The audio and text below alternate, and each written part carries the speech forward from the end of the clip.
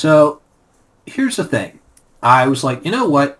I'm going to, because I saw a thing back in the day about, it's like, what are the things about dwarven society? They're very insular, very clannish. They, adore craftsmanship. They have a strange fixation on a particular weapon. Who does that sound like in terms of modern society? That sounds like the Japanese. Yep. So I'm like, you know what? All right. So if the dwarves are Japanese, then the goblins, who would the goblins be? And I was just thinking to myself, it'd be really funny as if they were kind of akin to modern South Koreans. So they would have G-pop. G-pop. And so that's where that came from. It's just me being, just thinking and going, it'd be really funny as if this happened. And so that's where that came from. And I can't believe that you guys did. I thought you were going to, be like, wait a second. This seems too cut and dry. I should have known. It was way too straightforward to be something that you cooked up. So we end up kind of briefly disturbing and inadvertently heckling this multiracial goblin pop idol band. And due to the misunderstanding, Laga herself ends up on stage with them. And kind of becomes like a celebrity in her own right because of it. And so by the time we get back to town, like, Dietaku starts joking. It's like, oh yeah, bootleg Laga merchandise is already in the town. And Laga's just like, my secret shame. Yes. And then... Oh, right. Lucius actually joins us at this point. And we are instructed to break and enter into this homestead to liberate a magic item hidden within. And we all kind of go a little bit stupid, including me. we get in through this library, and pretty much immediately things start going wrong. We're literally knocking books off shelves, knocking entire shelves over, which I think Kazadon dropped one on me that I was only able to barely get away from. Yes. And we start getting attacked by demons because we're making so much noise. Yeah, it turns out that, and honestly, this is another situation that I thought that, it's like, wait, you guys didn't really catch on as quickly as I thought you would. The situation with Kazadon really forced me to stretch my ability to come up with things for you guys to do. And so I had one of the queens of hell, one of the demon queens, who is basically fighting one of the other queens because the Lord of Hell has multiple wives, you see, and his women are fighting amongst themselves. And so the not favorite wife is going to try and get back at the favorite wife. And so, well, what's she going to do? She's going to hire a bunch of adventurers, steal something, and then, I don't know where your treasured brooch is. I don't know what happened to that at all. But, well, so they're planescaped into the mansion of the Demon Lord. And they start basically, as Snek was saying, just dropping books on each other. Summons a bunch of the servants. And so they're just fighting the house servants of the Demon Lord. Oh, it gets better. Lucius and Laga shared a racial hatred of demons. So running away wasn't even an option. We had to destroy them on principle. I mean, you both were clerics. That kind of makes sense. Yeah. So then, after the combat ended, the puzzle started. And here's the thing. Because this is one of those moments where I look back and really just kind of kick myself because this was very obvious. We literally just walked past out of a library. You know, that place where books and, learning are had.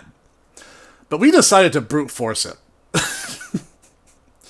To open this door, we were asked what the Lord of the Manor held in highest regard. And I actually wrote down this exchange because it was something that so vexed us. Kazadan suggested money, to which the plaque denied. Lucius suggested getting lucky, which the plaque also said no. And Laga, meaning well but being a little on the naive side, said love. And the plaque stumbles over itself and goes, yes, technically. With an addendum underneath it with, it was actually his 12 wives, but whatever, said Dietaku after pointing out how stupid we had been.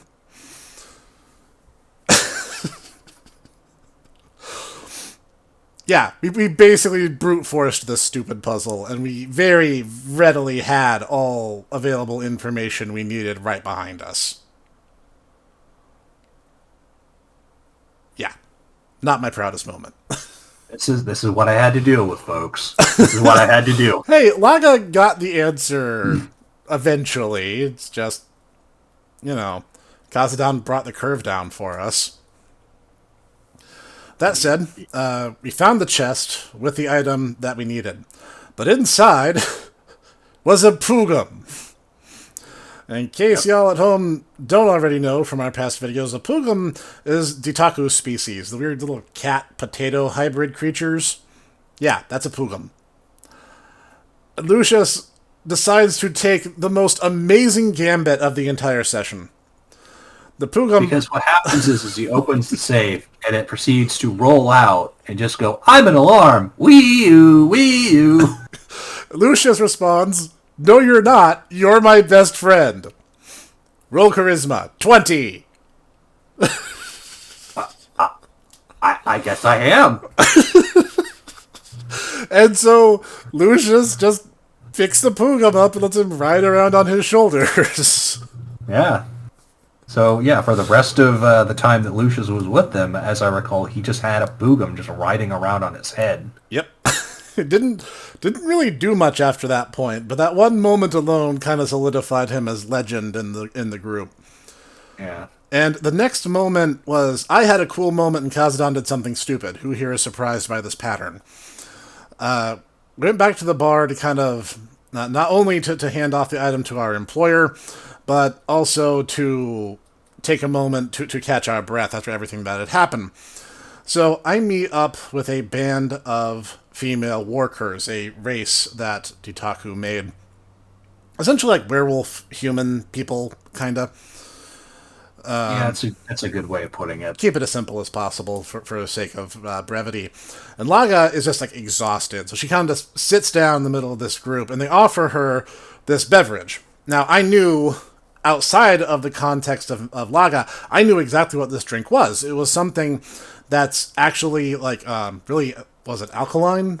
That makes it so dangerous? Was that it was like it's basically hemlock. Yeah. It's like hemlock juice, and the entire thing being is that workers are incredibly allergic to alcohol, but they get a mild buzz from hemlock. So instead of getting just poisoned by it, it actually is a kind of a it's a drug for them. Right. Whereas alcohol actually will make them violently ill and die. So I knew, out of character, what this was, but Laga had no means of knowing, so I couldn't act on this. And this is why we call it role-playing, because your character is not you. So I go, okay, bottoms up. Dietaku says, roll Constitution, and I roll a nat 20. And he's like, well, okay then, you enjoy it, but it has a weird aftertaste. And then Kazadan, meanwhile, goes to talk to some of the worker men. Now, workers are very familial in their culture. Everything is about family and where you hail from. And they just ask the simple question of, what was your father's name? And he, freaks out and fumbles for, 10 real-world minutes trying to just come up with a name for this character. And he just completely loses his composure. It was one of the strangest things I think I've ever witnessed. Yeah. And it was honestly just me trying to, have them be kind of bemused by this strange Birdman just coming down and sitting like, hey man, how's it going? It's like, oh hey, I don't know who you are, but I will find out. And in my culture, it's all about your lineage because the first point of contact is to figure out, okay, in a society, in a culture that's driven by familial ancestry, they basically worship, notable ancestors. Um, what is a potential common, what is a potential common familial lineage? What do we potentially have in common? That's Right. just the way they start their conversations with strangers. And so, yeah, it was just kind of a situation where he's like, I don't know. And it's like, wow, okay. Oh no.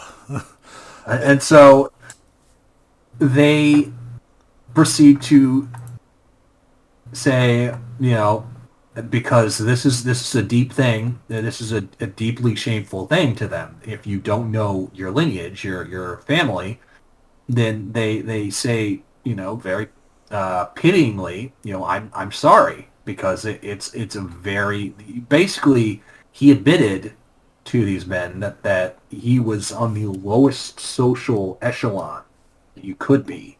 Yep. Um, he got a little butthurt about that. Yeah. Yeah, he kind of did. Um, to say thinking on his feet was not exactly Kaz's strength would be a little underselling it. He definitely thought on his feet, but that's all he thought Yeah. on because Now, he was Dietaku kicked. was not unreasonable. He actually decided to throw him a bone because the very next thing that I have written down is Kazadon received a vision from Granzine the Gale, the patron spirit of the chicken tendies, as I list him, and asks him if Kazadon wants revenge for his father's murder. Kaz's response was, yeah, I guess. So, yeah, Kaz had some commitment issues. And You? Just a few? just a few.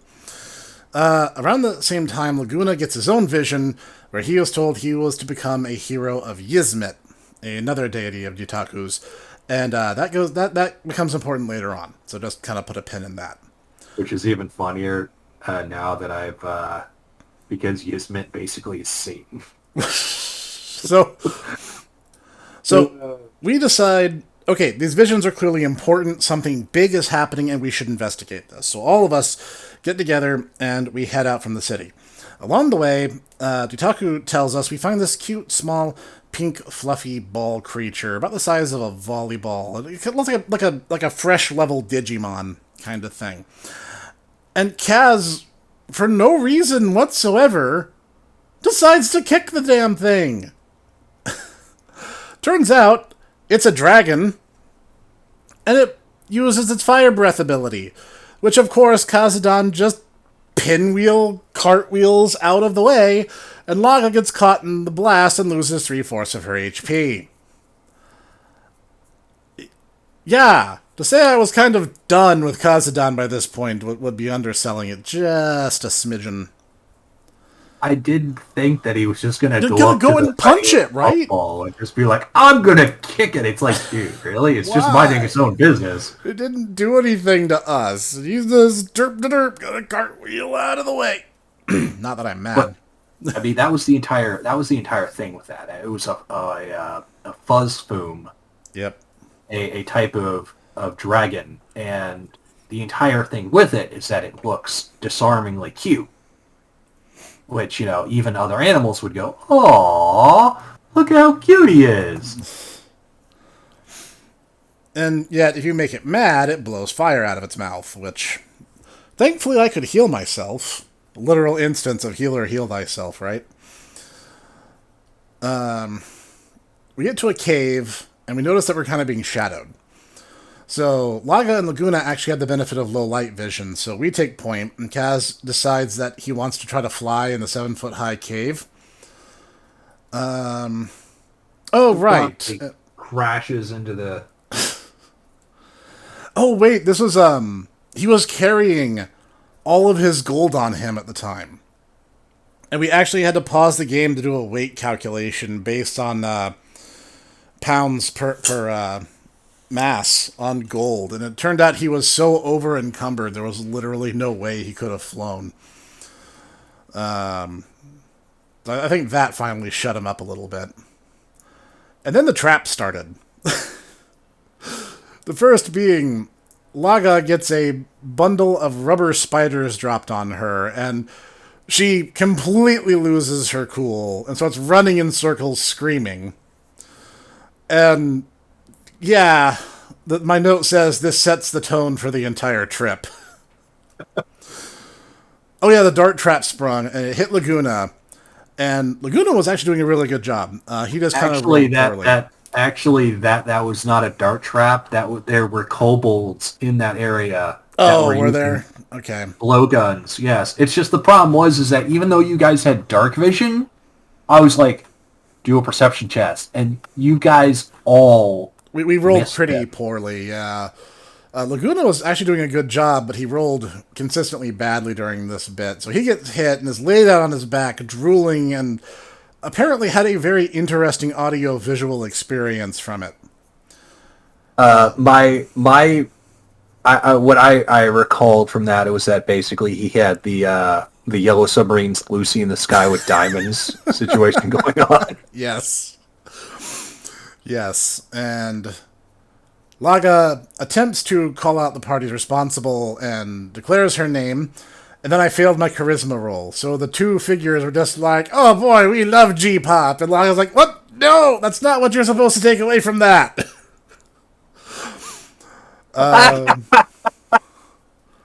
Yeah, that happened. Oh, we did find some items. I believe we found an old-style oil lamp, the ancient coin, and the wand at this point. And those become important later. Laguna eventually got back up again. He was just a little shaken at that point. And... oh, right, we got to the Indiana Jones room. And... I learned that pretty much no one except for Snek has seen The Last Crusade. Yeah. Yeah. Okay, so there's writing on the floor. And the tiles are uneven. Like, noticeably uneven. Not contractor special uneven, as in, some of these will fall if you step on them uneven. And then, the walls have a bunch of little slits in them, just big enough for a sniper to take pot shots at you through. So, I'm like, wait, there's a riddle here, and we can basically play hopscotch to the death. And I actually start doing fairly well, but then the chicken nuggers just freaks out and tries to fly across the room and does such a bad job that in order to save the three of them, Laga just body checks the next wall and plows through it. I believe he got hit by one of the darts and then proceeds to face plant, but thankfully he landed on the other side. Yeah, he just cleared it, but he was going to get pumped full of more ammo had Laga not basically just charged into the wall like the juggernaut. Mm. And then we had 36 kobolds surrounding us, and this very attention-commanding, powerful woman in the middle of it all. So, Laguna is still kind of groggy. Kazadon is nearly unconscious, and Laga is wounded. So we're not going to win a fight. So I'm like, let's try diplomacy. And it took very little effort to discern that this lady we were talking to was in fact a very, very powerful dragon.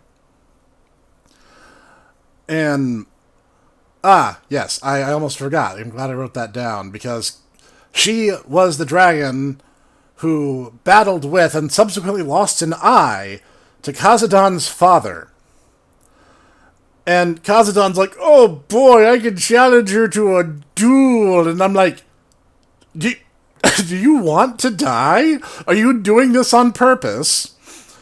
So, Yeah, bear in mind that at this point, they're surrounded by kobolds. yeah. They have just piles of gold around them, and they just see this young woman just doing push-ups, just amongst this,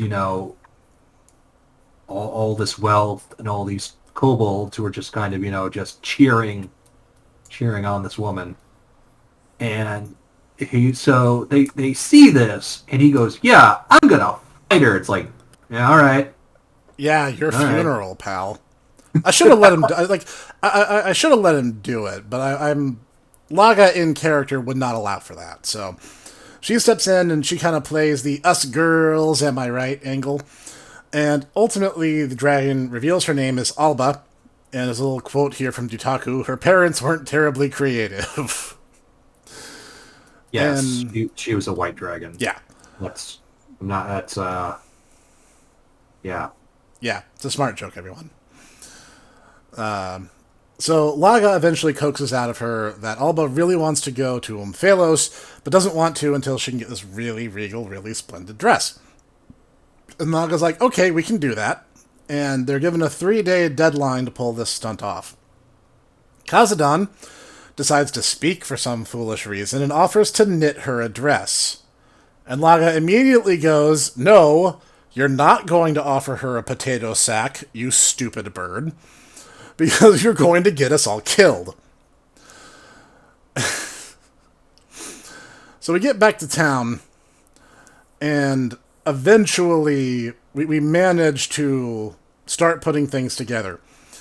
And Laga hands off the artifacts that they picked up from the Kobold Cave to Laguna to assess them, and we end up meeting a Fallen, a class of angel who happens to maintain the purview of clothing. So, go team.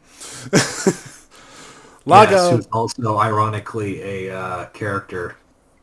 yes, well, I knew that meta, but again, Yeah. yep. So Laga was able to give very exacting specifications because she wasn't going to trust the others to do it. Alba ends up becoming friends with them, and Laga ends up asking for their assistance because the disaster timer was now kind of going from dangerously short to impending. They also heckled Laguna despite having some draconic heritage he has no kobolds to call his own. That was weird.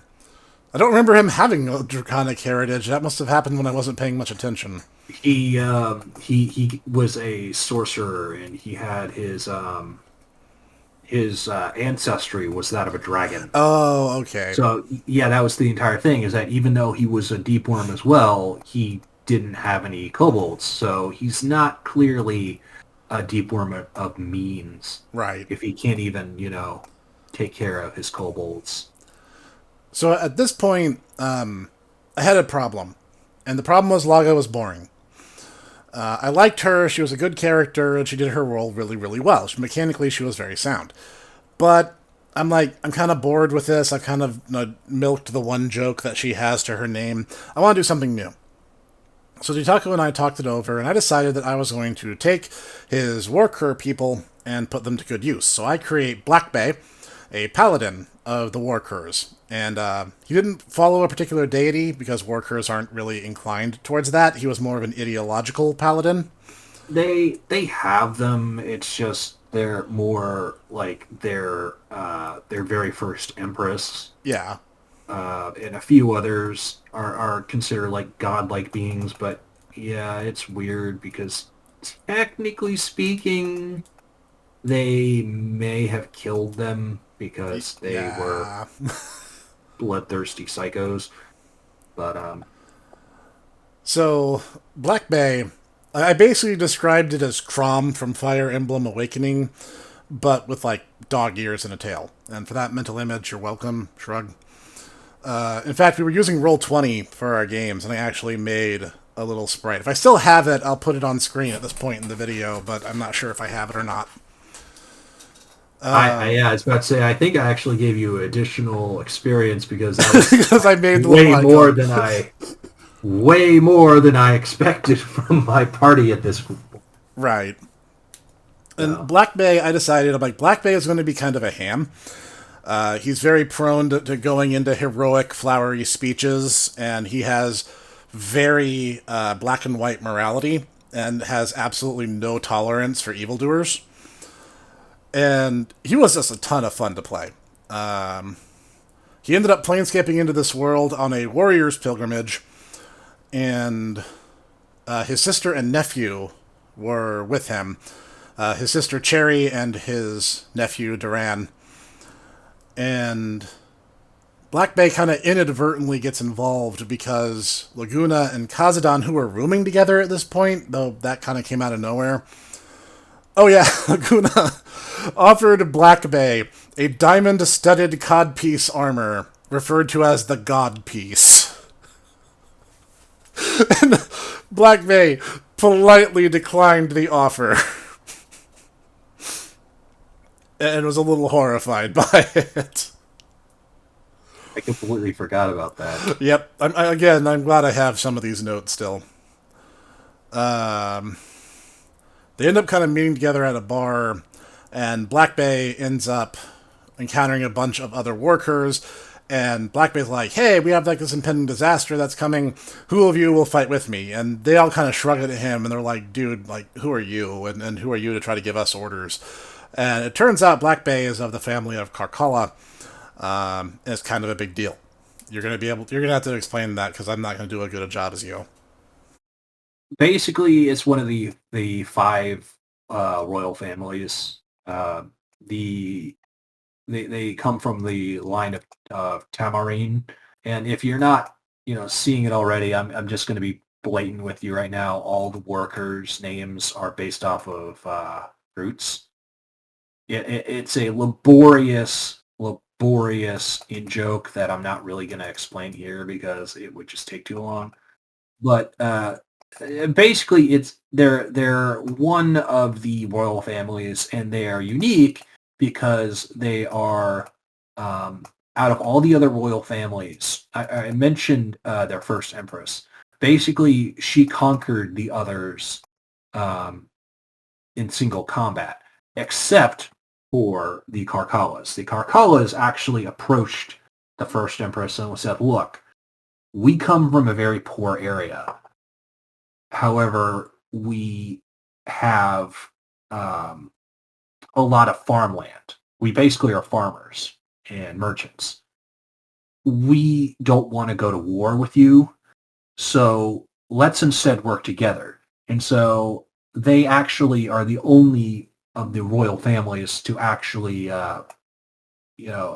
team up with Pinapa, the first empress, rather than be conquered by her. So they consider themselves to be the equals to the main branch. Um, and on top of this, they also are the ones who the workers are kind of known as mercenaries. Other races will hire them in order to fight in their wars. And the reason for this is the Karkalas actually, in ages past, were the first ones to really go beyond their planet, and they would hire themselves out as other as mercenaries for other races. And so, what most other peoples saw of the workers were these mercenaries. And so they just got this understanding of, oh, they're very mercenary, they're very pragmatic, and they're very much obsessed with, getting money. And it's because of the Karkalas. So they're kind of infamous for that. So right, so Black Bay, kind of a big deal. And I can't find the sprite I made. That's a shame. But yeah, Black Bay kind of humble brags about his origins, and they're like, "Oh, okay, you're actually kind of a big deal. That's good to know." And one in particular who gets very excited at the prospect, and you can interpret that however you want, is Jiraka. He was a druid who decided to throw in with the team when Blakbe gave his first rousing speech. Because then it was time for a boss fight. And that was the Thorofaganax. A very clever little jokey joke you had there, my Dietaku man. And Yeah. this was one of those times where I was like, okay, this is kind of the baptism by fire that Blakbe gets to go through. So I'm like, you know what? He's just going to go for it. He's to like charge this thing and essentially run up this hill, jump over it, and come down at the enemy. And I rolled so well that Dietaku informed me that Blakbe had a vision of his distant ancestor giving him a thumbs up and going, "Well done, kid." So, yeah, Blakbe performed beyond expectations. Laguna also brought the thunder. He wiped out a huge number of these little bug creature monsters by bringing down lightning and fire on them. So that was pretty awesome. Yeah, because as I recall, it showed up, then it kind of had a Suriname toad thing where it like shot out a bunch of little guys Yep. out of its back. Yeah. And Kazadon lost his spear because Kazadon was being stupid. He had a spear with a barbed blade, which is fine. And he says he stabs it into the Thorofaganax as hard as he possibly can. And all of us are like, cool, do it. So he does. Then he's like, oh, well, I ripped the spear back out. It's like, you don't understand how barbed things and suction works, do you? We also got into a bit of a discussion about how spending ki as a monk allows you to do additional attacks. Well, the way that Kazadon was trying to rationalize a lot of his actions were that he just got multiple bonus actions. Now, he did get a bonus action, that much was true, but he basically tried to argue that he would get, like, multiple every single turn. And we were like, we're not so sure about that. Basically, he was trying to go, no, you don't understand, guys. You know the 100 crack fist from Fist of the North Star? I just get to do that as long as I have key points. I can just spend them, as many as I want. And I can just keep attack. It's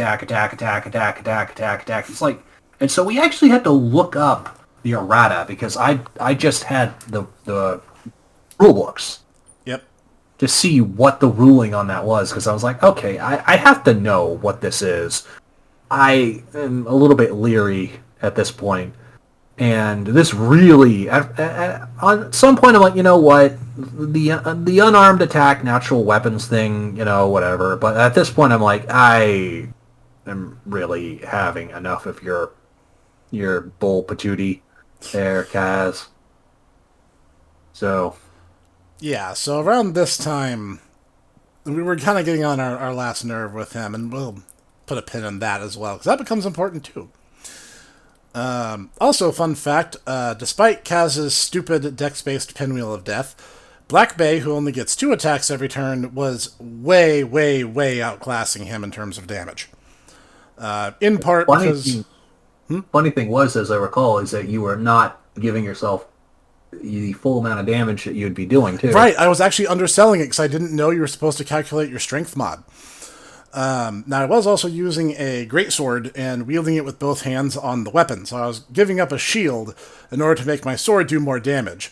And I was still underselling it and still consistently outpowering him, yes. Which was a really glorious feeling. Yep. Along the way, we learned that Laga had fully embraced her success as a G-pop star and had begun pursuing a new career, so that made me happy. Yep. Alba had joined the battle, as she promised she would, and then demanded that Blakbe and company take some responsibility for the promises that Laga had made, chiefly among that being a gold dragon who, quote, makes fun of her all the time. And they agree because, well, it's only fair. The dragon did go out of their way to help.